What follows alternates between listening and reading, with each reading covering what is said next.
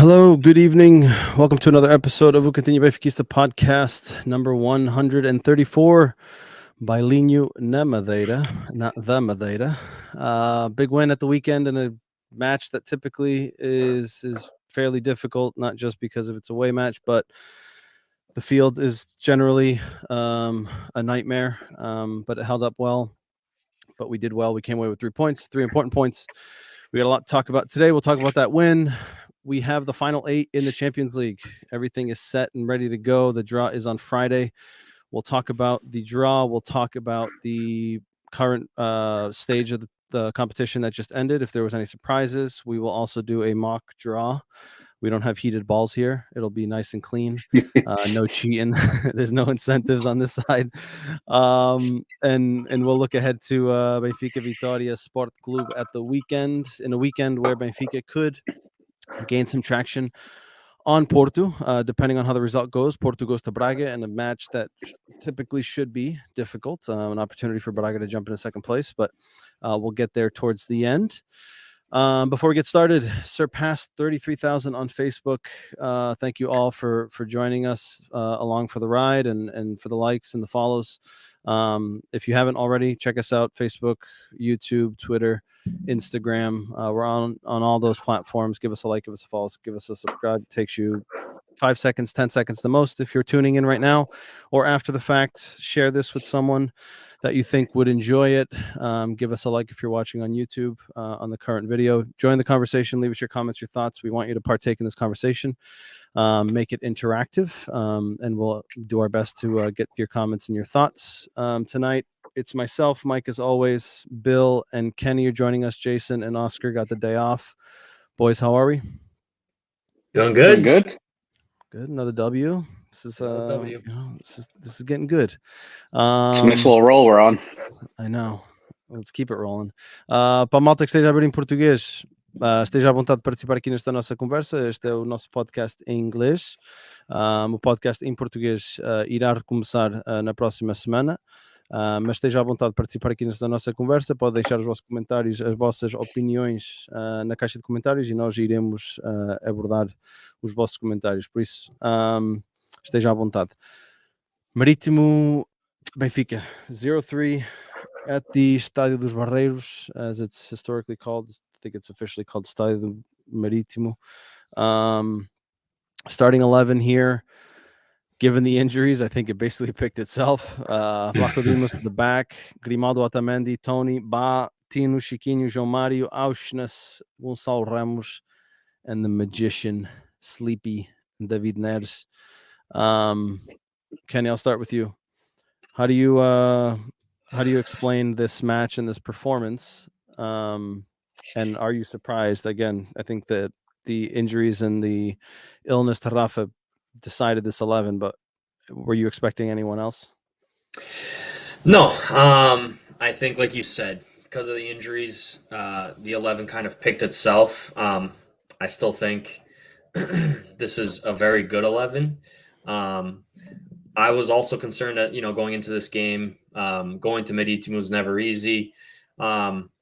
I don't know if it's usually because it's like night games and it's, it's got the rain and the weather issues, but it seemed like it was a nice afternoon soccer match. So, yeah, the game, I thought it went really well. I know that in the first half seems like it was one of those halves where you could look at it one of two ways, right? It's like, oh, we're just never going to score today.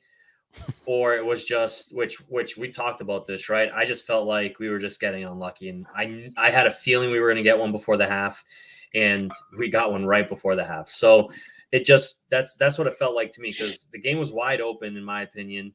We were creating a lot of chances, and then once we broke through, again, I didn't think we were at trouble at all. And then in the second half, we kind of put it away.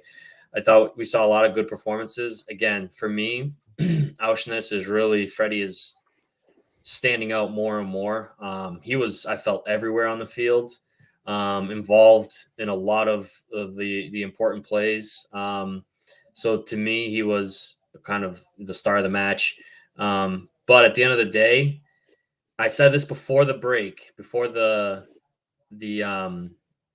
World Cup break, that I didn't think we would lose the match. Right now, we have that one blemish in the league, and I really think we're going to go the rest of the way without losing another one. And if that game is the only blemish, I'm going to be really disappointed. But we're on a roll. I mean, these are important games. You cannot miss points here. And an away match at Marítimo was never easy, and I think we made it look pretty easy. I agree, Bill. What do you add to that? And we got 100% agree. For those of you tuning in, we got the halftime stats here. I think, like Kenny said, right, we dominated in, I think, 1-0 at halftime. If you look at the expected goals in the first half, Benfica had 3.2 expected goals given the opportunities that they created, and we only scored 1. Marítimo had 0.1. But Jean-Mario probably could have scored 3 himself in that first half. I mean, with the lineup, I mean, on current form, that's probably our strongest lineup, right? Neves is really back into his pre-injury, pre-World Cup form. Before this, Rafa was not in the best form. Geds, I mean, came in well, been injured, which is unfortunate. Now he's out for a couple weeks, but I would argue that this is probably, in current form, this is our strongest 11. So I think once the news of Rafa was sick, it was an easy choice, right? Neves, he might have started to begin with anyways, but it just solidified that Neves starts. And like Kenny said, I mean, I think this was a game that we came out and pressed and dominated the run of play. Marítimo, I can't think of any chance they had on the counter. I don't think they ever created any kind of like shakiness in the back, which happens from time to time with us, where we possess and I think we maybe press high a little too much and we get caught on like a long ball or something. I don't remember anything from Marítimo at all in that first half, and we easily could have been 3 or 4 up in that first half. I mean, João Mario had 2, I think it was 2 before the PK, where he probably should have A, put him on frame, B, probably could have put those away. And I mean, it was one of those games where, I mean, in our group chat, we were like, all right, not João Mario's best, struggling right now, can't put it in the back of the net, which says a lot for how hot he's been this season, because outside of the misses, right, I think he was playing fine. I think we just, at this point in the season, have João Mario at such a high level that we expect those opportunities to go in the back of the net. And then the unfortunate PK where, I mean, that was just ugly. But I think that goes to show right, we talked about the pitch, and typically, I mean, if you go back in the past years, the games at Marítimo are typically not very good because the fields are a nightmare. And if you notice on that PK, when he plants his foot, and I think, Kenny, you mentioned it in the chat, when he plants his foot, I didn't realize it, but the ball pops up a little bit. Yeah. And I think that made the huge difference for him putting it over the net. But that's still, I mean, a miss is a miss, right? And that's 2 in a short period of time. Yeah. So not that, you know, it's a raise of concern, but I mean, no. He misses another one though. You might start asking questions. I agree. I mean, and I think it's still good on him though to, like, we've questioned it, right? Because he had the miss, and then he had the one I think it was at Bruges where it went in, but the keeper got a lot of it, right? And like one of those where I was like, he's still stepping up. Like, he's not shying away from it. He's not, like, from the outside, right? We have no clue how he's taking it internally in the locker room, but it looks like everyone still trusts him to take the PKs. We have a PK. I haven't noticed any kind of questioning who's taking it, right? We get a PK at João Mario, like, easy enough. So I mean, he missed, right? And he's had a few where in the last couple weeks where you can question it, but I think. Do you think that we call him Big Dick John for a reason, right? Like, he's it hasn't hurt us because we've scored enough. I mean, we're on a tear right now, scoring goals. You know, it's a 1-0 game. That's I mean, that's important, right? I mean, those it's going to cost you a game. If it costs you a game, then it's time to I think you got to consider it, right? You got to look at. I mean, and it could have cost us a game. What was that game at home that he missed? Was it against Boa Vista that he missed, and then Gonçalo Ramos scored? If that was the last I one, think yeah. Yeah, I think it that might was have been against Boa Boavista. Vista, because I think that's when Ramos said that after he missed, Ramos said that he was going to score and we were going to celebrate together. So yeah.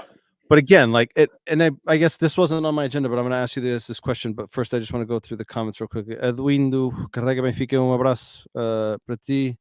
Margarida, Daniela Rochinho, abraço. E Jorge Guerra Carvalho, abraço. Do Benfica está aqui de Recife, Brasil. Abraço. Carrega Benfica, abraço okay. para o Brasil.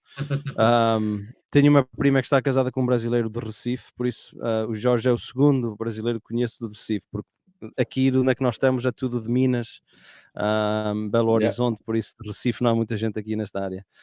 Mas um abraço para ti.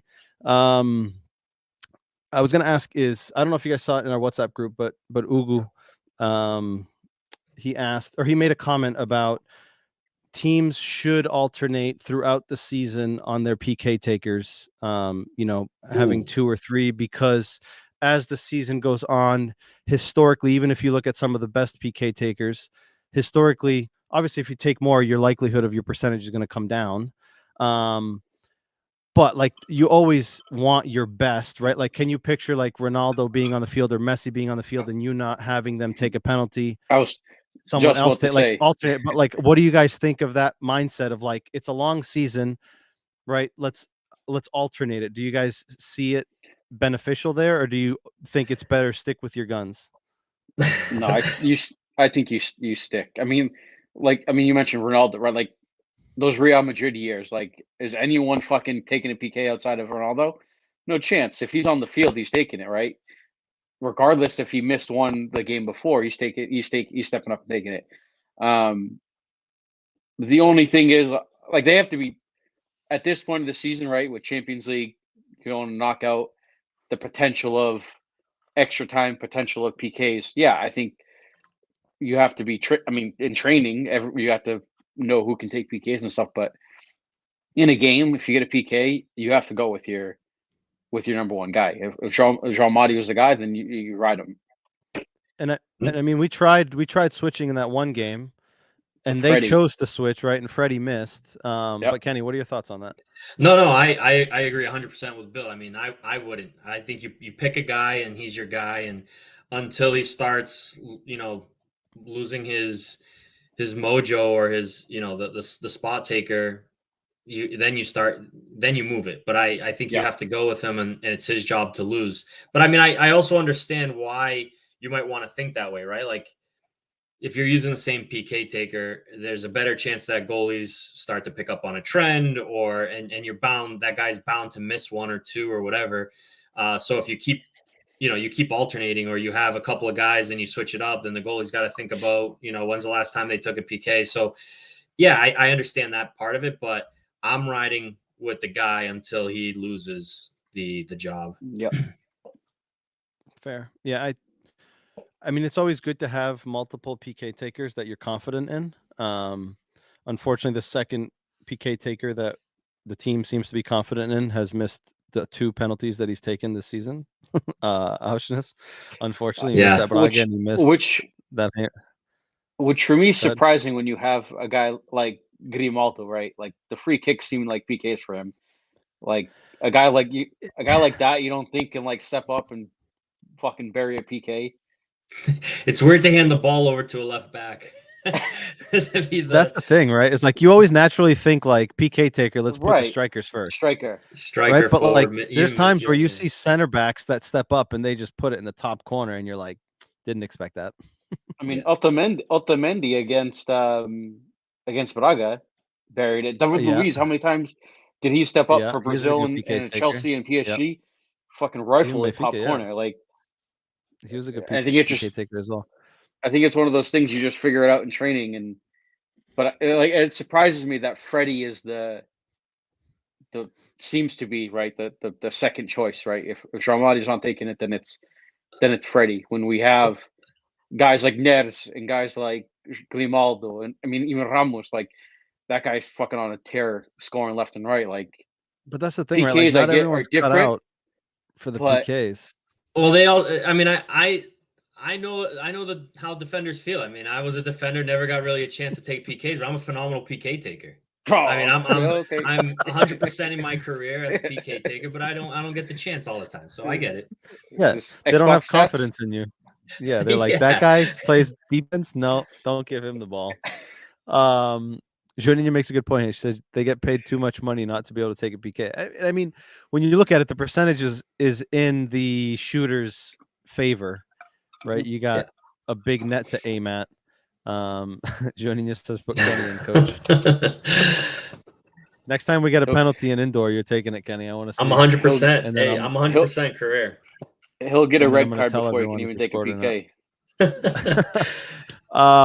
Kenny touched on Aursnes earlier, and I just want to bring up his stats here in terms of this game, which I think is absolutely incredible. I mean, this guy, again, a player that not many knew, if anyone knew.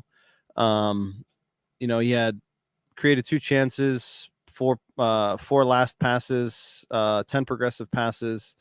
He won the penalty. He received 7 progressive passes further up the field. He recovered the ball 9 times. He had an 8.0 rating in terms of goal point. I mean, what is there left to say about this guy? And Bill, I'll start with you. Is right. He's naturally a center mid, right? Whether you want to put him as a 6 or an 8. At Benfica, I think he's going to end up playing more of an 8 because Tinu's more of a 6.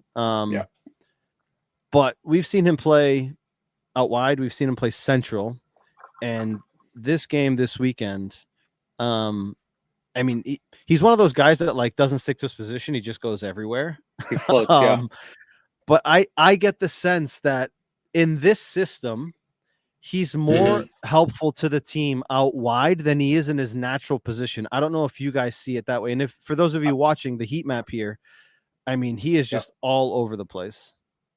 I 100% agree. I mean, like, so with Freddie, right? Like, he's covering so much of that left flank that I think it allows Grimaldo to be able to make those darting runs up.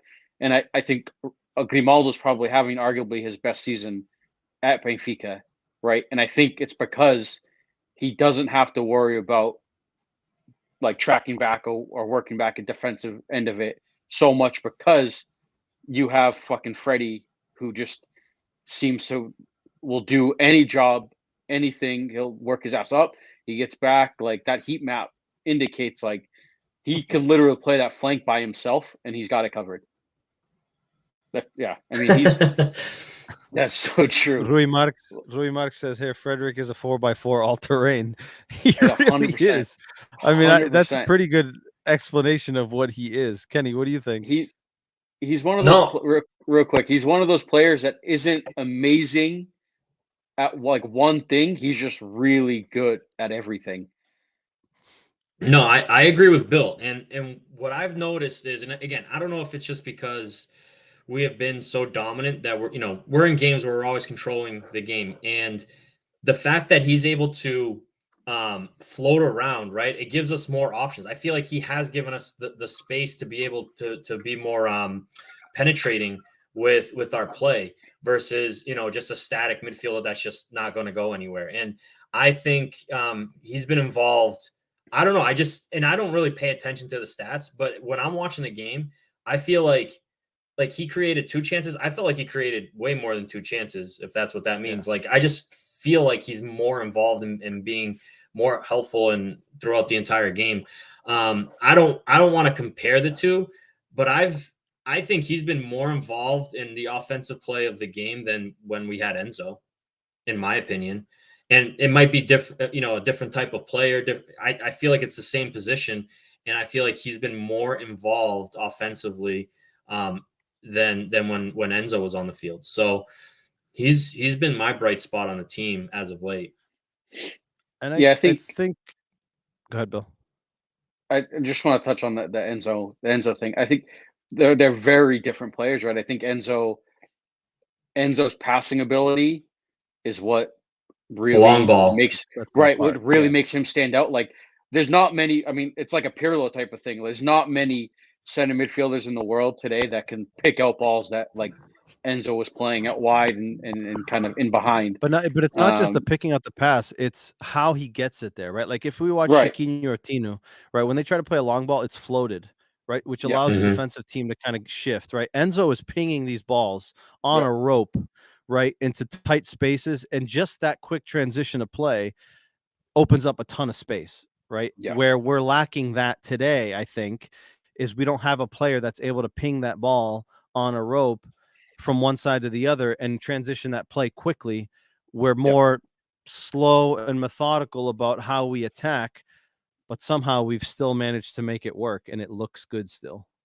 Yeah, and then Freddie is more of a player that's just gonna scrap and fight and kind of do whatever needs to be done. Whereas, like I said, his connection with like João Mari, like just with everyone really. I mean, the 1-2s playing off each other. I mean, the chemistry is on fire right now. Grimaldo on that third goal, on the Neves, Grimaldo, like an absolutely ridiculous play from start to finish. And it's just beautiful soccer. I mean, I know we've been scoring boatload of goals all season long, but just looking at the last few games, I mean, we got a bunch of shutouts. That's another thing to point out, right? I think we have one goal in the last, I don't know, 5-6 games. In all competitions, I think we have 2 goals conceded in the last like 10 games. For the league, it's one in the last 9. Yeah, and we're probably averaging over 2 goals a game. Like it's just it's good. It's good stuff. It really is. Yeah. Just run through these comments real quickly. Rui says he's kind of like Renato Sanchez. I would say he's like him in the sense of covering space, but I think he's more certain with the ball and what he does with it. I think Renato Sanchez is more prone to losing the ball, more prone to maybe taking a risk one-on-one, where Aursnes, I feel, knows his strengths and his weaknesses and knows his limitations. And he's got, I get the sense that Aursnes has a better soccer IQ in the moment than maybe Renato Sanchez does. Dave says, gents, good evening, Dave. Nick says, what's up, guys? Great win this weekend. Aursnes had his best game with us yet. I will say that was probably up there. Maybe really it is the best. Nick says, we're starting to enter the form that we were in before the World Cup. Perfect timing for the Porto game in the quarterfinals of the Champions League. 100% agree with that. While we're still on Aursnes, he got a yellow card, misses the game against Vitória at the weekend at the Estádio da Luz. Hopefully Rafa's back. How do you guys think that will impact the team given his current form? Kenny? Wasn't it right before he was about to come off or something? I don't remember. It was towards the end. It was like the last 10 minutes of the game. It was in the 88th minute, and then he came off in the 90th. Came off in the Yeah. So that's unfortunate. Yeah, I mean, he's been a big part of us playing well. I mean, I just feel like he's been connecting the forward play, but I mean, I guess is Rafa coming back? I don't even know who's. We don't know. We'll see. They said he had like. He had flu-like symptoms. Yeah. So it's not an injury. It's just he was sick. So if Rafa's fit, he slots back in there, right? Because there's no other options. Yeah, if not, then that's when you're starting to look at the slim pickings. That's when you have to look at like João Neves. Yeah, that'll be tough. Sheldrup is more of a. Sheldrup's more of a fit in there. Yeah, I doubt. I mean, it was nice to see them get a couple of minutes in there, although Casper didn't. Casper looked as nervous as a kid could look.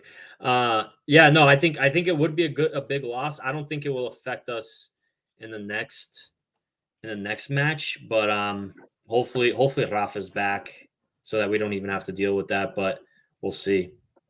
I think he is an important piece. He's been a big piece of the puzzle so far, so. He has, and let me just read this comment. Rui says the guys on yell is really going to be one guy at a time. Tino will get a yell this Saturday, miss the next game, so we can have the entire squad available against Porto. And that was what I was just going to touch on that. So Aursnes misses this game against Vitória. The game after that is away to Rio Ave, which is again historically a tough game to play.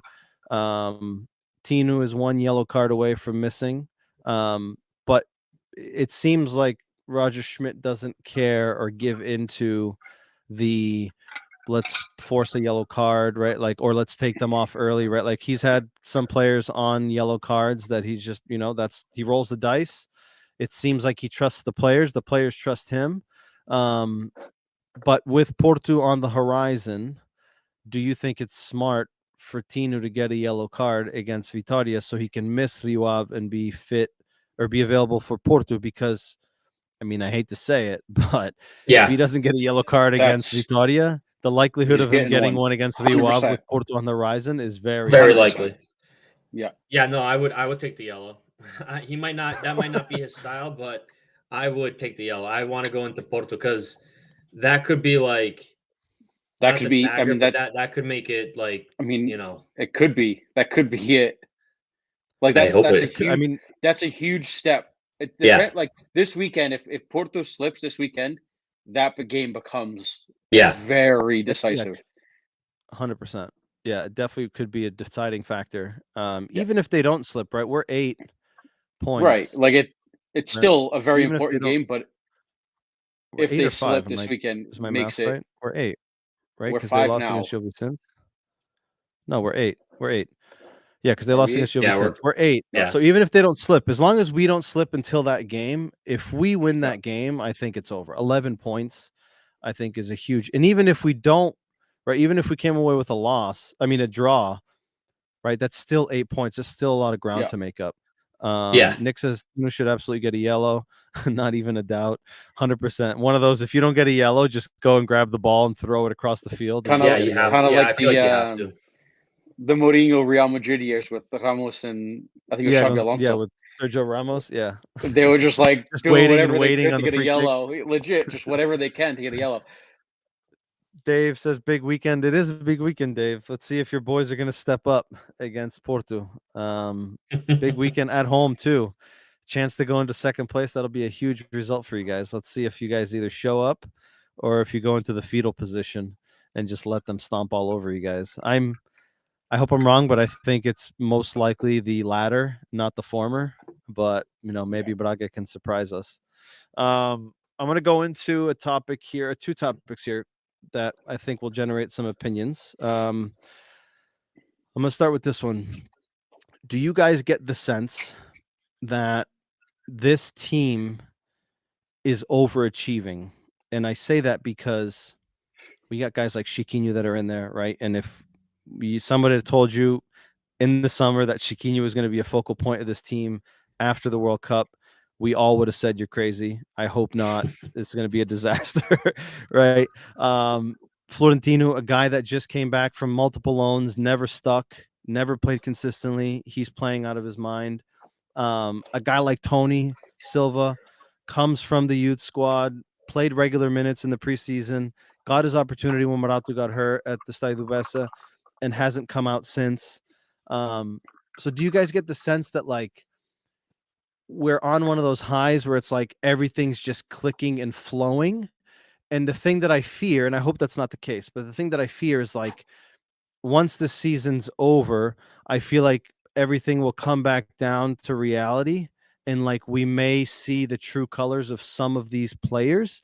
I hope that's not the case, but I wanted to get your thoughts on, do you think we're overachieving given the players and the depth that we have, Kenny? It's an interesting take. I haven't thought of it, but now that as you're talking about it and I'm like looking back at the team and looking back at, the previous teams and the spend that we put towards it and the names that we bought and how we underachieved. Yeah. This certainly looks like a team of overachievers. Now, credit to Roger. I think he has a huge 100% part in that. But I agree. Like Tino was a guy that kept getting loaned out, and all of a sudden he's the one that doesn't leave the 11. No one ever heard of Freddie. I mean, Nedes was a good pickup, but like you said, you mentioned the names Chiquinho. He hadn't played in 7. Nedes hadn't played in 7 months, 8 months because he was hurt, and then he was due to the right. Tony, same thing. Ba's a guy that came from Spartak that no one knew, right? Young kid.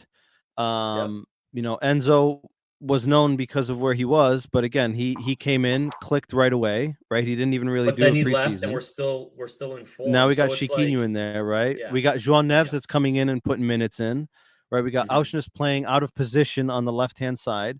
We got Gonçalo Ramos bagging goals left and right in his first official season as a out-and-out striker and a starter, right? So like, I just have like this paranoia of like, when things are going well, everything goes well. Right. And like when things go bad, everything goes bad. And I feel like we're on that high. And again, I hope that I'm wrong. Dude, just live in the moment. We've been doing this for so long. We haven't had a title yet. Just live in it. No, enjoy it. I'm enjoying it. I'm enjoying it. Soon enough, probably. Cautiously optimistic. But I think it's an interesting thought process of like, right, you get a new manager who doesn't know the league, doesn't speak the language, right? And like, this fucking perfect storm has just come together, and everything that they touch turns shit into roses. Like it's absolutely wild. Bill, what do you think? Joining it, I was literally just about to say, was this an Oscar topic? Because no, it's fucking not Oscar written all over. No, I think it generates a good debate. Like, I mean, let's be honest. Chiquinho doesn't start on I 100% Porto or agree. Sporting. No, I agree. And nothing against him. He's played really well. But like on paper, before the season started, if you said Chiquinho's going to start on Benfica, Porto, Sporting, we all would say not a chance. Yeah. And here he is. Rui's comment touches on it, right? Like, I think the manager makes a huge difference, right? Like, German players have always been one of those players where we say, right, they're not the flashiest players, but they're going to get stuck in. They know position wise, they know how to play, they know the philosophy of the game, and I mean, we're seeing it with the manager, right? Like, these guys have bought into the style of play, bought into the system, and it really looks like you can plug and play. Like Enzo, like Chiquinho coming in for Enzo, like you said, like no one would ever fucking in January been like, all right, Enzo leaves. Don't worry, we got Chiquinho, guys. We got him on the bench. We're good. Like, no, I 100% agree. But I think the system helps, and the style, the way we play, and having players like Freddie and João Mario, who are technically on paper are wingers, but they cover a lot of ground inside and take a lot of pressure away from players like Chiquinho and Florentino. They don't have to do as much, right? Like Tino, we've seen it lately, right? He's trying to, and it could be Roger asking him to, but he's trying to play the type of balls that Enzo did, right? Get it and try to switch it quick and change point of attack really quick.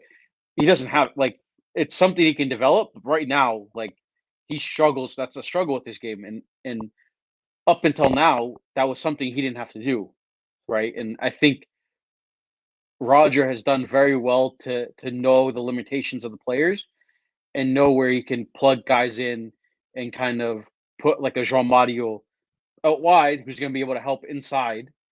Freddie out wide, but he's going to be able to help inside. It takes pressure off those guys from having to do a ton of stuff and have to be a player like Enzo who's going to carry the ball forward, who's going to start the attack, who's going to break quick. Like, these guys don't have to worry about that, right? Like, get the ball, play it quick, keep possession, slow things down. Like, I think the manager and the way he has a team set up and the style of play, I think changes a lot. And I mean, there's not that many changes in this team, like player wise, from the JJ years. And those teams on paper from JJ, names wise, when we spent a ton, like those teams looked. Yeah, but like some of these guys are performing leaps and bounds better than they did under JJ. Some of them were there, right? Tino was there. He just never used them and he loaned them out. Exactly. But I would say half the with team Tino, is different. And with Tino, we saw this under Laish, right? Like, we saw him playing this well. Right. Yes, but then he fell off. Manager, and he fell off, and then there was no manager that was willing to keep him on. He also went on loan and didn't do anything. Right. But I mean, it's the right system, the right time, like right manager. Like it does seem like everything's fallen into place perfectly. but I'm not taking the realistic approach like Oscar does, and I'm living the moment. I'm enjoying it. I'm gonna ride it out. It's also like it's also like very hard to stop like a freight train, right? And I feel like that's what we have. We have this winning mentality, and it's contagious. And I think, a guy goes down or we lose Enzo, the guy stepping up doesn't want to be the reason why this momentum slows down or the reason why we fall apart. So like, hey, we've been on this run. Like these guys just want to stick to the plan, and it is a mentality brought from the top down, and Rogers instilled it, and it's awesome to see because like, yeah, you could easily see, hey, look, we lost Enzo on a big piece to the middle of the field. We're now gonna see an effect, right? And have we? Not really. And if we were gonna lose momentum, it would have been after the World Cup or something like that. And I think we've picked right back up. It's gonna be. I'm not saying it's impossible, but it would be very difficult. Hard for us to just completely fall apart and let this slip away. So yeah, I agree. I think the mentality from coming down from the coach, I think, has these guys playing well. And again, night and day into next, 100%. And then we get into the summer, whatever, like with the run we've done in Champions League, the success of this team is going to allow to like the manager to be able to strengthen. Right, we lost an Enzo. He can go out if he wants and get a stronger midfielder player to fill in and kind of perform those tasks. So I think the success of this team and the way he has them, and like Kenny said, a freight train, right? Winning goes a long way. Like we saw, like with the JJ years when shit was going south, like these guys were just head down, one goal in, and we're done. Like as soon as we concede one, we're fucked. Whereas with this team, we can concede one or two, and I still think we have a fucking shot at coming back. But in fairness, we very rarely have to play from behind, which is a positive thing. Yeah. I think Braga was one. Sporting at home was another one. But I would say on the grand scheme of things, I think maybe less than a handful of games that we've had to play from behind.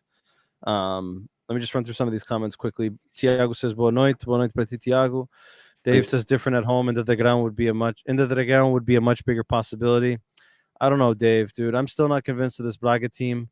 This, I think, will be the big decider for me, right? Are they for real or are they frauds? I'm still on the fence on that. But if they can pull off a huge result to jump into second place, I think this will plant the stake in the ground to say, listen, like we are here and we're ready to be one of the big guns. Until then, I'm still going to think they're frauds. I'll take a draw. I'll take a draw too, but call it what you want. I still feel like their output against Benfica and their output against everyone else is like night and day.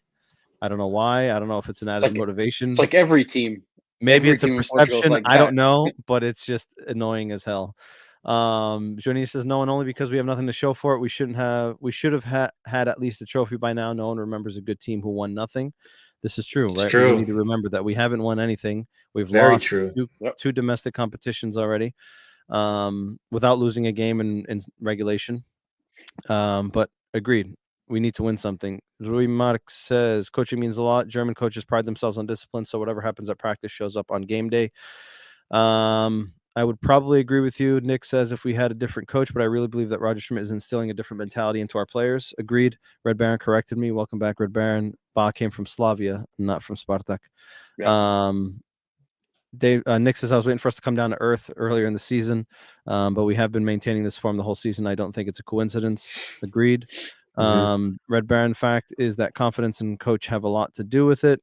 This is a comment that would have triggered Oscar, or Andre Almeida and Pizzi are gone, and Oscar would have said, prove to me that Andre Almeida and Pizzi caused problems in the locker room.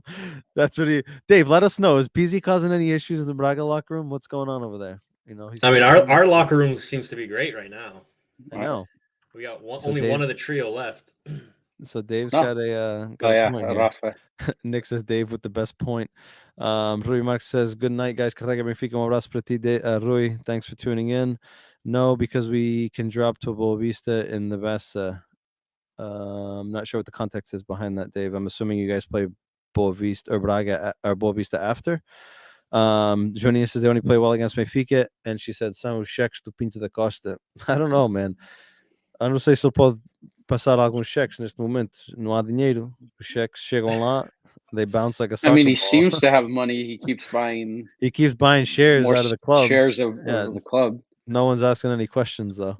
On the Roger Schmidt topic, with what he's doing at Benfica, Benfica is becoming a name that a lot of people are talking about in Europe. I've seen a variety of different media outlets from Spain to Brazil talking about how Benfica is one of the best teams to watch today in terms of football.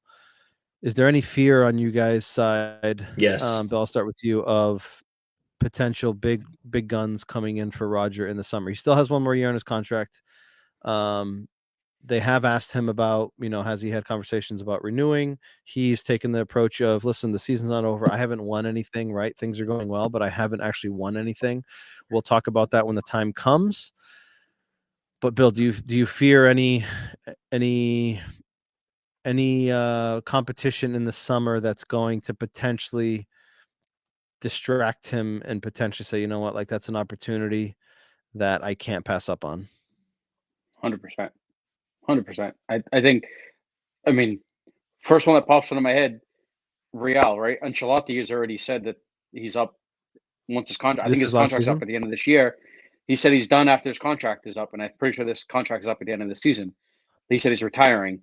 So right off the bat, I would have to, it would take a lot, but I would have to imagine Harry Potter is on the hot seat. I knew that was most likely out at the end of the year. But just think about how many teams could potentially come up, right? In the EPL, like, yes, it's Benfica, right? Big club, but like we said with Enzo, money does talk, right? A Premier League team, even if it's a middle, like an Everton, whatever, if they stay up, they can still offer a hell of a lot more than Benfica can, right? Like, money does talk. It, especially for a manager where their careers are potentially shorter than a player, right? Like, you have a few bad seasons as a manager, you're kind of fucked. Like, no one's going to come back and hire you. You have a season like this where you break out, say we get through the next round of Champions League, like at that point you're the hot topic manager. Like, everyone's, and let's be honest, like while a Benfica can be a stepping stone for a player, looking at his track record in his career, Benfica could be a stepping stone for him as well, right? He was in 100%. Leverkusen, he was in Japan or China, I can't remember which country. He was at PSV, right? And like, from a status perspective, right? Like, he's now reached Benfica, and yes, Leverkusen's a big club, right? But like, what he's achieving now at Benfica, like, this could be that pedestal for him to like project him to that next level. And again, I hope that he's here for a long time because he's doing great things. And I think just his presentation and how he comes off, I think, speaks to what I believe in and what I like to see. But like you guys say, right, like, I think it's going to be difficult in the summer, with the potential of, right, you mentioned Real Madrid.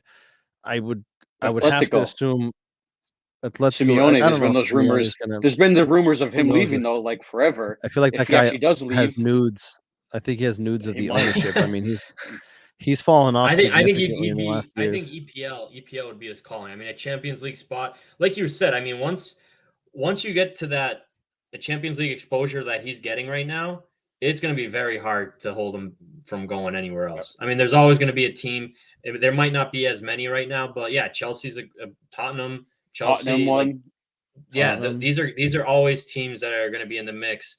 The only thing I hope, and we know this, right? It's going to be hard to hold them, just like it was with Enzo, any player, any manager. But I think we have something like, I also trust in Rui Costa to mimic what he found here with Roger for the next guy. Like, there has to be, like, the plan has to be the same, because this is the type of success you want. I know you're not going to always hit. There's going to be guys that you miss on, but this is the blueprint that you got to follow. So whoever that next guy is, I would hope it's, the same type of stature, mentality that Rodgers instilled onto the team. Yeah, I agree. And again, I think I'm of the opinion that I think he'll stay one more year. I think it would. What's the clause on him? So he's got one. He's got 2 years. I don't think he has a clause in his contract, at least that I'm aware of, but he may. But I wouldn't be surprised, given the success that he's had, if they were to renegotiate this summer. I would be surprised if Benfica didn't put some sort of clause in there to say, listen, like, we're going to protect ourselves, but make it so if somebody comes in for you, right, we're not also handcuffing you, right? Like, we get some sort of compensation, and you also get the move that you potentially want, if that's the case. So if someone came calling after this season, that we wouldn't be protected at all? He could leave with a year? In terms of compensation, I don't think we would, but I could be wrong. But he's got a 2-year contract. But I mean, he could easily just say, listen, I want to terminate my contract and I'm going to go somewhere else. I would be surprised if there's not something in there, but again, I don't think there's anything with that managers significant compensation that we would get a significant, right? Like Ruben Amorim, for example, I think his release clause is 20 million or 15 million or something like that. Right. I don't think there's anything drastic like that. Hot take: Roger leaves and we go get fucking Ruben. No, I don't want him. I don't want him. Joaninha says, I know this is off topic, but why do you think Portuguese teams have so much trouble to bring up our league in Europe? Not sure if you guys saw the Porto game, but they completely dominated. Seems like we always get so close to more spots and we drop the ball, but then I look at the final 8 and 3 teams of the 8 are Italian. I feel like that hasn't happened in a while, but this never occurs to Portuguese squad. So 3 Italian teams in the quarterfinals of Europe, of the Champions League, is the first time since 2016. I was actually looking at these stats. The other day. Only 3 Italian teams have won the Champions League since 2000. AC Milan and Juventus and Inter. And I think Inter was the last one, which was over 10 years ago, I think, or 11 years ago or something, when Mourinho was there. The trouble. And with Porto going out yesterday, we lose unless Sporting knocks out Arsenal.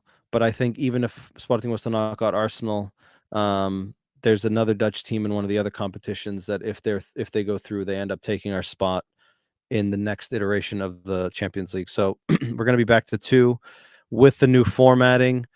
There's a lot more money going to be pumped into it. I think it's like something like 70 million if you go direct going forward, which is a significant jump from what's currently in place. But I agree. Like, I think I'll let you guys go first. What do you guys think on this, Kenny? Why can we never? We've never had 2 Portuguese teams in the quarterfinals of the Champions League. Yeah. Yeah. If there was ever an opportunity, this was it. I know. I think it just comes down to the luck of the draw. I think let's be honest. I think Benfica's gotten a pretty easy road so far. Not easy, but getting Bruges in this elimination was probably our best case scenario, right? And I think the draws help. We're still, as much as we don't want to maybe consider ourselves, we're still a smaller league, and it's tough. I mean, if you've got more teams to start off and you're gaining all those points, it's tough to catch up. I just feel like you're always playing from behind and always trying to catch up to. I don't know exactly how the point system works. I just know it's based on like the last 6 years or 5 years or something like that. It's just tough. But I agree. Like, I think the point system is odd. But again, like, I think the fact that we've never had 2 teams in the quarterfinals, right? But then again, like, when you compare it to the resources that these other teams have, same thing with the Dutch league, right? It's Ajax, like they're the ones that are only making it deep runs, right? Other than that, it's correct. You don't really have PSV sometimes. And even then, take Ajax out of it. I mean, Ajax made it to the semifinal against Tottenham a few years ago, and they pissed down their leg. I don't know how they lost that. But apart from that, like, how often have we seen teams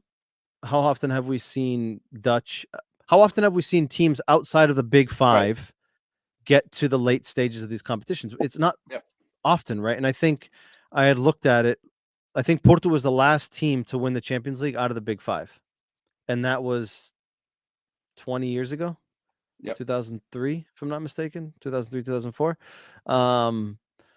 right? So it's like the resources is tough, right? But then like touching on Juninho's point, right? Like I think not just the resources is a problem, but I think the quality and the product that we have in Portugal is not good, right? Like, and it starts with the coaches, it starts with the players, it starts with the culture.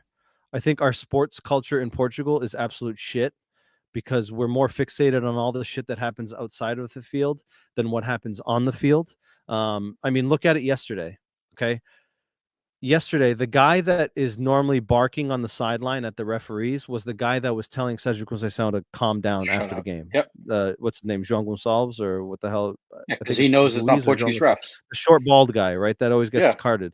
He was telling Sérgio Conceição to relax, right? Inzaghi, who's a former teammate of Sérgio Conceição at Lazio, he goes to say, good match or whatever after the game, and Sérgio Conceição didn't even shake his hand, right? Like, and that's just a culture thing. Like, I get it. You lost. It sucks. Right. But like, I think just starting with the culture and the product that we have on the field is a problem. And Dave, I think it was Ricardo Horta or Andrea Horta that said it last year, or maybe earlier this season after a game in the Europa League, I think it was when they got eliminated, where he said, the referees in the game in Portugal doesn't help us when we come and play these games in Europe.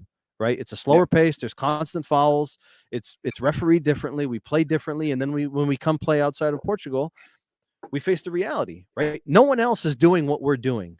Yeah. Dave says after losing to Roma, right? No one else is doing what we're doing. So then when we go out, we're like, fuck, this is completely different from what we're used to. Right. So how the hell are we supposed to compete? Right. We're basically shooting ourselves in the foot. But going back to that, I agree. I think Porto was better than Inter over the two legs. I think they got really unlucky yesterday, even at the end. They did have some pieces missing. But I think also if you look at their squad, I think there was some definite poor management of that squad overall when you got Pepe, who's an attacking player, playing right back. You got Menafau as a right back on the B team. Rodrigo Conceição is a right back on the bench. You got a $10 million vet on the bench. But we're not here to talk about them. But I think it's just this was the time for us to have someone in the quarters. Go ahead, Kenny. No, I agree. I think this was a good opportunity for there to be two Portuguese teams. I also think, like, if you look at the system, right? I mean, the numbers are in the Premier League's hands, right? They get five teams that qualified to Champions League, or four, and then 4 direct, 1 qualify. No. Let's just say you start off with 5 groups. 4 direct, that's it. Yep. 4 direct, they don't have any qualifying for Champions League. Okay, so 4 direct. But let's just say you have 4 direct. The numbers are on your side, right? You're not going to play against each other. So the likelihood of you getting more teams to get to the later stages are likelier than, a Porto Benfica that are getting in, or the other smaller teams. And they're not playing each other, so they're playing the smaller teams. So you're likely to get more. Now, the Italian league, same thing. If you're getting 3 to start off, or whatever the case may be, the numbers are in your favor to make it further in the competition. But yeah, I agree. I mean, I think Porto had every obligation to get through. I thought they played. I didn't see the whole game, but from what I heard, they played better. They should have gone through. It's unfortunate, and it hurts Portugal overall in the qualifier or to get the spots to Champions League. What is the? Is there like a website we can like simulate how many points we get when Benfica wins it? No prediction points. I just on this real quick. I agree with what you guys said, but I said it to Mike. I was texting him on the side, and I said, I wish we had like a league where we could like go into a game like yesterday and be like, all right, I want to see Porto go through because it's going to help the league and help the smaller teams be able to grow and shit. But we don't.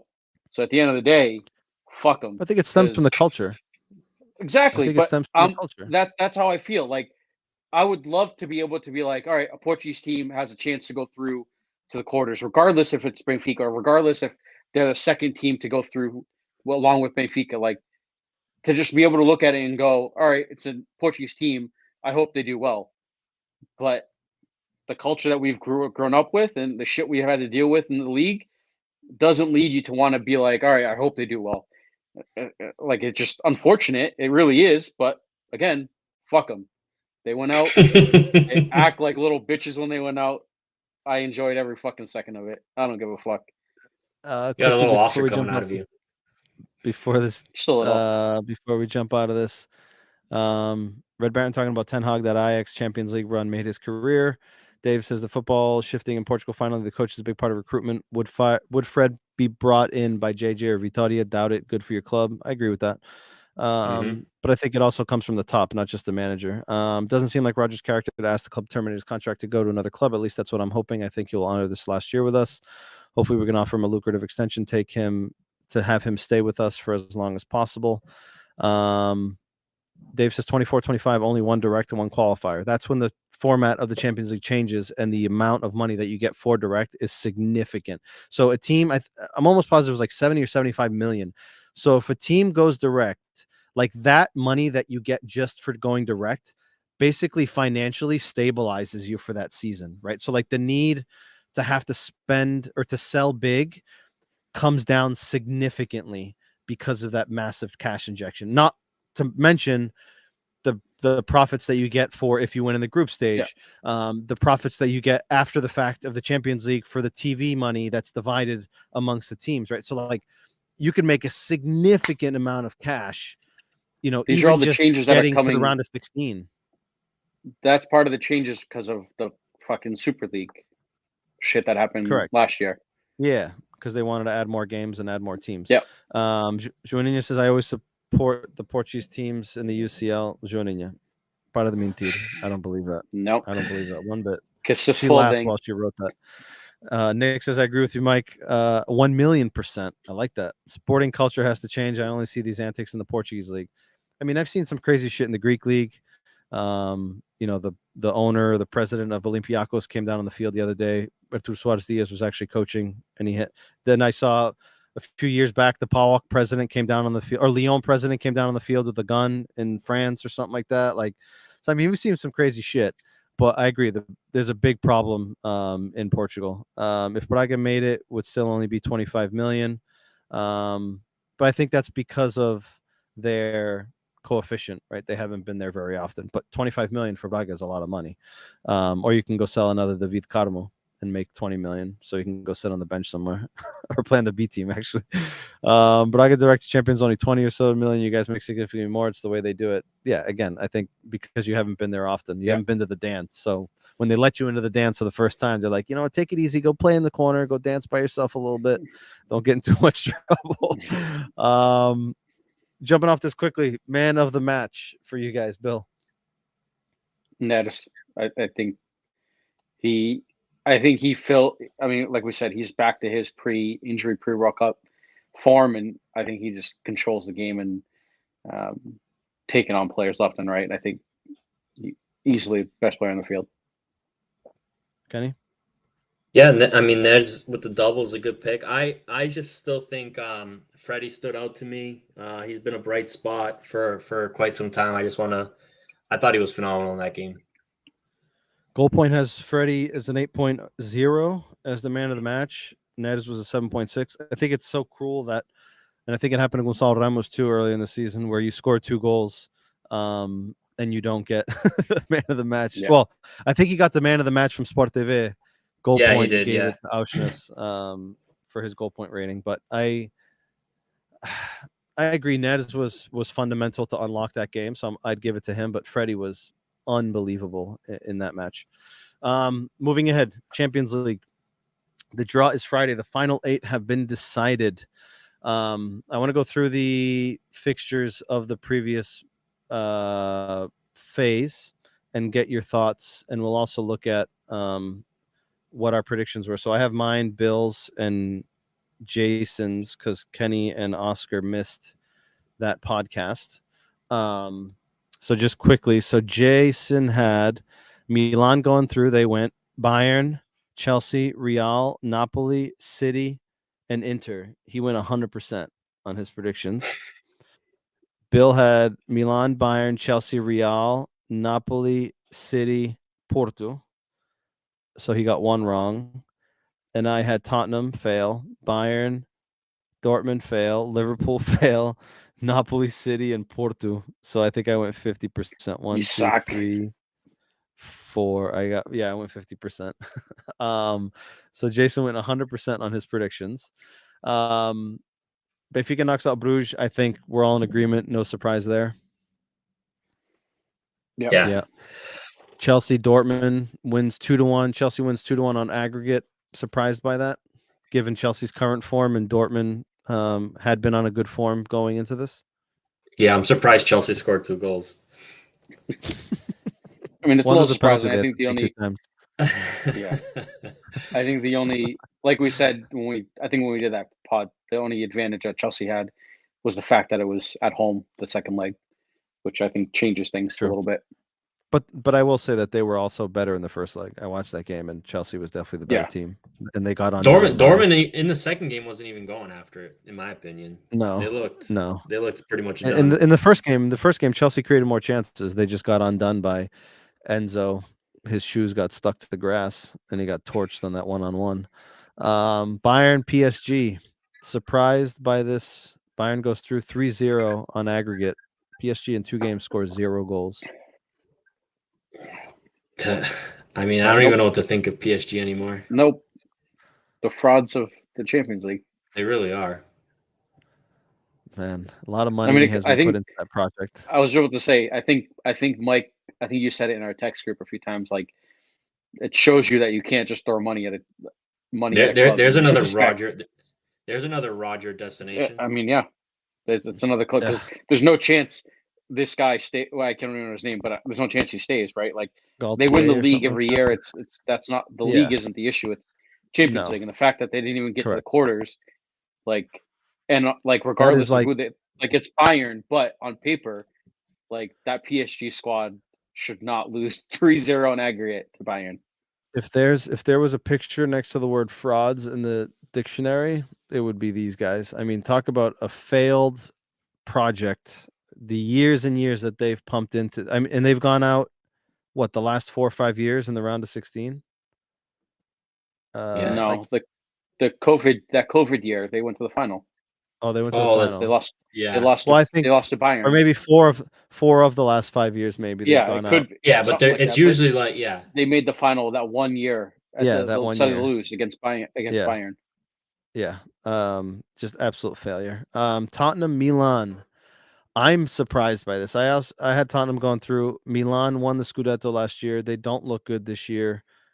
Tottenham has been up and down. Second leg at home against an Italian team. Antonio Conte and his staff know this team in and out.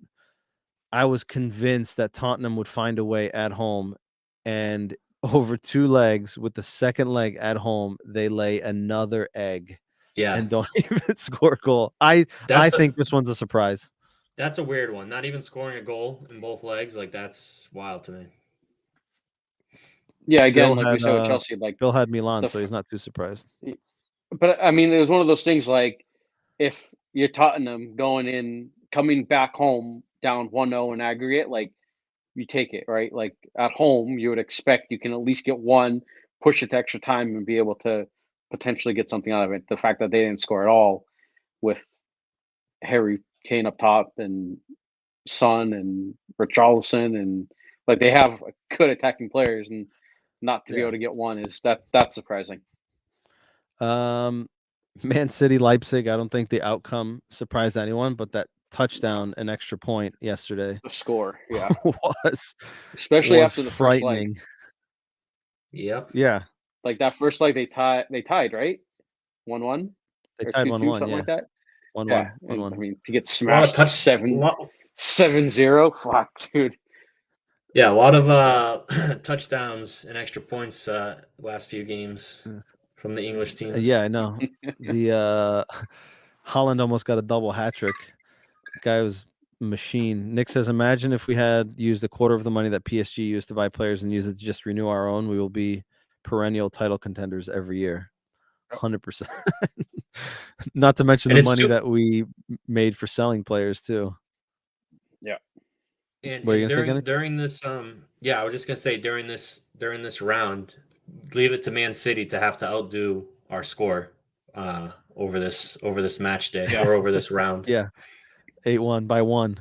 Joining us as being home isn't really an advantage anymore, though. With the rule change, only benefit is the people. Really, it is an advantage. It's not an advantage in the terms of the away goal counts more, but it's an advantage. Right. Like I always want to play the second leg at home because If you there's come less home pressure, right? Going away, you come home down right, and by a minimal correct. margin, like it makes a difference. Yeah, it makes a huge difference. Roy Paulo is a new name. Thanks for tuning in. If we had that kind of cash flow, I have no doubt we would have won the UCL by now. Even if we were able to keep some of our big names over the years, I think we'd have a team competing for a good Champions argument League, to have. right? Yeah. Think about the guys that we've sold: Enzo, João Felix, Ruben Diaz, Renato Sanchez, Di Maria, like Oblaks, Edersons. Take some of those guys and put them into this team that we didn't have to sell. I think we could have been in a much better spot. Dave says PSG are frauds, Braga are frauds. O Mike não respeita Qatar. What do you mean? I have nothing against Qatar. Oh boy. They're just PSG and Braga, same ownership. Mesma merda. That's what it is. Mesma merda. Porto Inter, I'm surprised by this. Porto 2 games, no goals. Taremi's an Olympic swimmer. Everyone talks about Taremi, but in 2 games they weren't able to put one in the back of the net. Although he had a couple of chances with 2 legs. Yeah. Real Madrid Liverpool, that one surprised me as much as Real Madrid is made for this competition. 5-2, 6-2 on aggregate. That first game, didn't see that coming. Yeah. I mean, it just goes to show, like you said, Real Madrid in this competition. Like I feel like they could be last place in La Liga and they come into this competition. It's like a fucking flip switch. A switch flips and it's just like, let's go. I've said it since we started the fucking pod. Real and Champions League fucking hand in hand, no matter what they look like in the league. Champions League, it's fucking completely different. And I mean, I'm like you said, I'm surprised about the score, right? The final aggregate score. I didn't think it was gonna be that heavy, but I figured Real was gonna go through either way. Napoli 5, Frankfurt 0. Frankfurt's in a terrible run of form. Although they won the Europa League last season, domestically they're not doing well. They haven't won very many games in their recent 10 or so. Go ahead. Frankfurt topped the league, didn't they? Or topped the group stage, no? Did they, or did they come in second? Let me see. Sporting. I got the Sporting's group. Let's see. Was it Sporting's group? Yeah. They were that group that fucking 1 point off of Tottenham. Oh, okay. That was that group that any one of those teams could have gone through on that last day. Oh, that's right. Yeah. Sporting was in first. Sporting was in first for a little bit, and then last, and then second, and then third, and yeah. I'm not surprised by that, but I'm gonna say it here, and I'm gonna make it well known. I think this Napoli team is being overhyped. I think they're doing well domestically. They're 18 points clear, but I think they're 18 points clear because the Italian teams domestically are a hot mess. Milan is a shadow of what they were last year. I personally think that they overachieved last year winning the Scudetto. I think they maybe shouldn't have won it. Juventus is still doing sketchy shit and just getting docked for points left and right. So they're 15 points out. Inter Milan, for me, in my opinion, has the best roster of the teams in Italy and can't figure it out. So I think Napoli is playing good football. They have some really good players, but I'm going to say that as long as the Italian teams don't get matched up against each other in this next round, I think they all get eliminated because I think Inter's not very good. I think AC Milan's not very good. And while Napoli is probably the most competitive of the 3, I think if they come up against a decent challenge, they get eliminated because, again, I think the standings in Italy are not a real reflection of what this Napoli team is. But I guess time will prove me right or prove me wrong. Dave says best striker, best attacking midfielder, and best center back in Napoli. Yeah, I mean, they got Osimhen, they got Cavaradon. I don't know how to say his name because it's really long. The kid from Georgia that's there, he's a good player. I don't know what center back you're talking about, but again, they have some good players. But I think this next round is going to expose them. But again, Time will prove me right or prove me wrong. Gentlemen, I want you guys to rank the remaining teams in order from who you want most to who you want to avoid. So we have hold on, let me go back. So you guys have, so I can just tell you guys. So we got Benfica, Chelsea, Bayern, Milan, City, Inter, Real, Napoli. Kenny, I'll start with you. Starting from who you want the most to who you want to avoid. How would you rank them? I'll bring it up on the screen again so you can see. I have them up on my screen too. So I'll go from who I want most first. I'll go. Fuck it. I want the Blues Brothers. Oh boy. I want the Blues Brothers. I am sick and tired of listening to these blue idiots talking about 1 week that Chelsea sucks, the next week they're back, and then the following week they can't score, and I'm so sick and tired of them. So I want the Chelsea Brothers. Okay. Then I'll probably go Napoli, Inter, AC Milan, then probably pick your poison. Bayern, City, Madrid. Okay, so City and Madrid are the two that you absolutely want to avoid. Yeah. Chelsea is the one that you definitely want. Chelsea and the Italian teams. Okay. Bill. Yeah, I can agree with a lot of what Kenny just said. I mean, after watching the Inter and Milan, they look like the weakest teams left. So just going at it from that standpoint and not what I really want for my pure enjoyment, I would say it would be I mean, AC Milan or Inter, you can flip-flop them either way. I think both those are the weakest teams. And then Chelsea, and then Napoli, and then City, then Bayern, then Real. Okay, so you got Real last as well. Who was your number one want? Right now, or when we did this pod? Right now. So I said either Inter or AC Milan, whichever. Yeah, I mean, you can flip-flop those because I think they're both weak, but I'll do Inter first. So your want Inter, before was Chelsea. But that is just pure enjoyment that I want out of Jay's wants were Milan and Chelsea. His avoid was Bayern. Bill's avoid was Real. My want was Tottenham. We can't get them now, and my avoid was Bayern.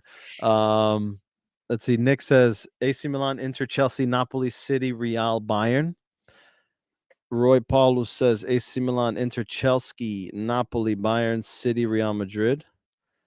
Chic Marcelino, Inter, Milan, Napoli, Chelsea, Real, City, Bayern. Juaninha, Inter, Chelsea, Milan, Napoli, City, Bayern, Real. I agree very much with Chic Marcelino. I would say Inter because I think they just look a hot mess. Milan, I think, is more organized off the ball. But I still think either of those, I think, should be able to get past. Napoli, again, I just explained that.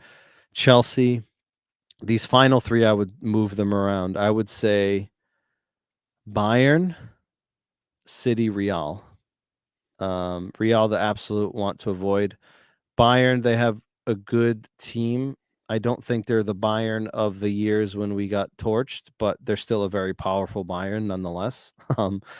They got some top talent there, but again, I don't think they're the Bayern of Lewandowski's and Alaba's and those guys. But nonetheless, very difficult opponent to get past. And City, I think City's going to win the Champions League, unfortunately.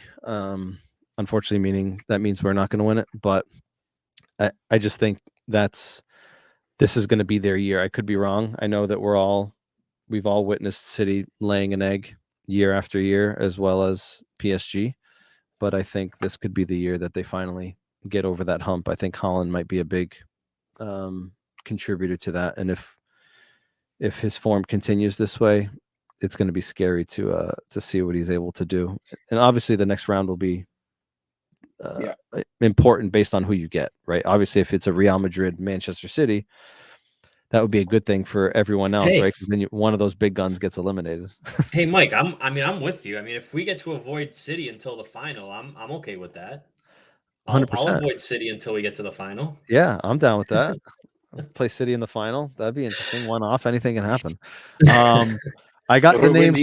Ruben Diaz on goal for the winner. I got a question for you about this grouping of these teams. Who do you think these teams view as the one that they want to face up against? AC Milan and Inter, I think. I think they're You think they're? I think it's very similar to what we look at it right now. So you think Benfica's climbed that status just because of how good we've been so far? Because if historically you look at these teams, they're probably wanting Benfica, right? Benfica, correct. Just because of past history, right? AC Milan typically is a very strong outfit. Inter Milan's typically a very strong outfit, but on current form, right? I mean, let's be honest. You look at this lineup. Historically, Napoli's the weakest team on paper. Yeah. Right? Based on form and history. But when you look at it today, right? Napoli's top team in Italy, Benfica's top team in Portugal. Benfica hasn't lost a game in Europe. Benfica is the only team of these teams that hasn't lost a game in Europe this season, right? We have the longest stretch of games that we haven't lost. Napoli lost to, they beat Liverpool at home and then they lost away to Liverpool, right? So like historically, yes, but I think current form, I would assume that people are saying I want Inter or I want Milan. Obviously, after that, they're probably between Benfica and Napoli, I would assume, naturally, right? Because then you got the Bayerns, the Cities, the Real Madrids, the Chelsea. As much as I want to shit on Chelsea and as much as I don't like them, they have a really good group of players. It's just a matter of can they put it together. That's the problem. But if they can figure it out, on paper, they have a very good team. But PSG does too, right? And they can't figure it out, right? And not to mention, Harry Potter has no experience in these late stages of this competition in general, but especially in these late stages, right? How is he going to make things happen, depending on who he comes up against? So I think there's a lot of factors there. But that I would assume how do you AC Milan and Inter. Yeah, so I think we're all under the agreement that if we land an Italian team, that's the best case scenario for us in this next phase. 100%. I agree. Yeah, I would say an Italian team for sure. And I mean, the probability of that is pretty high. I mean, it's almost 50% to land. Yeah. I definitely think people see us as the team they want because I still think they don't respect the Portuguese team compared to an Italian team. I don't agree with that. Again, I think current form, you look at these teams and what they're doing, take Napoli out of it, right? I think Inter and Milan are just miles off. And again, I'm saying on the field because I 100% agree or think that on paper, Inter Milan has a very good squad top to bottom. But again, I don't think their coach is the right fit. I don't think they're able to put it together. And that's a huge part of it. But anything can happen, right? We've seen crazier things happen. So, I mean, teams nowadays have like their scouting departments are so huge. Like they've watched Benfica play. Like they've watched these final 8 teams. Like they've seen them play. They know they haven't done the Juventus twice. The Italians know they about haven't done us. the in-depth review of Benfica, but they've seen Benfica play. They saw how we played against PSG. They saw again against Juve. Like those results stand out and like those catch your eye right off the bat. And I think these teams aren't looking at like, oh, it's Benfica or it's a Portuguese team. Like they're looking at current form, like how you're playing. And I think that changes everything. Dave says every club left is okay counterattacking Chelsea. To me, they're the worst team left from what my eyes tell me. The Blues Brothers wouldn't be happy to hear that. They think they suck too. I've already heard it out of their mouths. All right, we're gonna to finish off. We have a Toy Story bucket here. which is my kids. Don't tell him I took it. I got the names in the pot. We don't have hot balls here. This is a legitimate, fair and square draw that we're going to do here. Just, have a little fun, see who we get. So let's get started here. So I'm going to mix it around. All the names are in here. Let's see who we get. First one out of the bucket is Real Madrid. Okay, let's see who they're going against. They are going against AC Milan. Hold on real quick. I'm gonna take notes and jot these down and see how close we get to the real thing. Real Madrid versus AC Milan. I mean, we won't get close because they got hot balls. This is a legitimate draw. yeah, true. Next, Inter. Benfica. Let's see. It's Benfica. Bayern Munich. Oof. This sounds about right. Protecting the big teams. This could be legitimate. Yeah. Nick says, now this is the draw I want to see. Yeah, it's legitimate. Limpinho. No cheating here. Next one. Manchester City. Oh, the camera's over there. All right. Let's see. Yeah, he said none of the balls are frozen. No. Manchester City versus Napoli. And the final two. Oh shit. Let's make sure there's no controversy. Chelsea versus it's in there. There's no one left. No one left. If you mess this up. Oh, Benfica. Okay. All right. So we got City, Napoli, Real Madrid. I know a lot AC of people Milan, that want to see that. Bayern, Inter, and Benfica, Chelsea. Yeah. I mean, that doesn't sound far off from the hot balls that they're going to have on Friday, because if you look at it, each one of those protects the big teams. Real's protected, Bayern's protected, and City's protected. Exactly. So that's what they always try to do. Yep. Yeah, and Benfica's protected against Chelsea.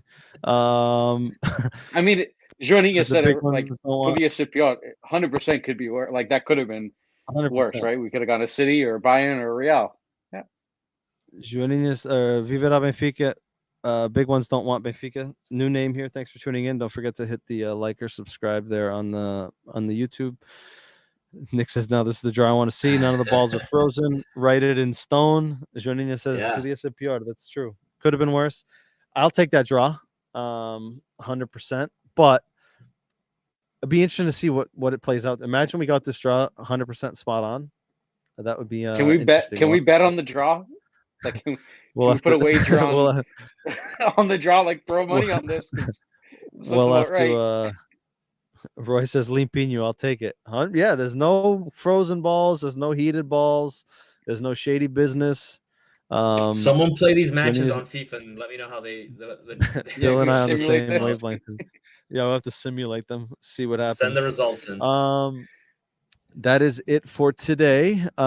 Quickly, don't forget to check us out on the various social media platforms. Like, subscribe, follow. We're also on Apple Podcasts, Google Podcasts, Spotify, Anchor. So if you don't tune in on the video format on YouTube, you can also check us out on audio format as well after the fact. As always, even if you listen to or watch after the fact, leave us your thoughts, leave us your comments, send us some messages, let us know how you like it. Those of you who are watching and tuning in and taking part in the conversation, we appreciate you making this interactive. Nick says you could probably bet on the draw using FanDuel. Might be an option. I'll check it out. Dave says play the Orta video I sent you. What's this about? The Orta video? Yeah. It's the video about what he said after the Roma game about how our product in Portugal sucks, and then when we go outside of Portugal, we try to compete and we can't. I'll play it next week. I'm not logged into my Twitter on this laptop. I have to go in incognito mode, so we'll save it for next week. Gentlemen, as always, a pleasure, and we will be back next week, hopefully with another W, and we can close off the month of March with 4 out of 4. Have a good evening, and as always, Viva Benfica. Good night, boys. Good night, boys.